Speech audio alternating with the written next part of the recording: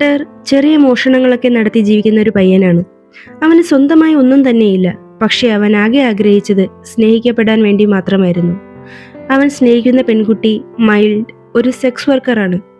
അവന് അവൾ ആ ജോലി ചെയ്യുന്നത് ഒട്ടും ഇഷ്ടമല്ല. പക്ഷേ അവൾ അങ്ങനെ സമ്പാദിക്കുന്ന പൈസ കൊണ്ടാണ് അവൻ്റെ ചിലവുകളെല്ലാം കഴിഞ്ഞു പോകുന്നത്.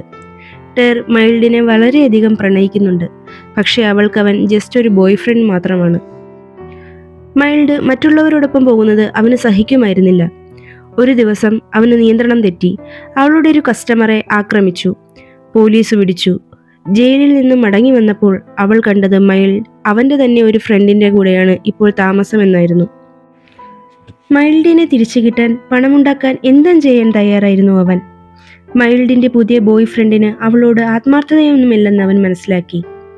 ടെർ പണം കൊടുക്കാമെന്ന് പറഞ്ഞപ്പോൾ തന്നെ ആ പുതിയ ബോയ് ഫ്രണ്ട് കോംപ്രമൈസിന് തയ്യാറായി.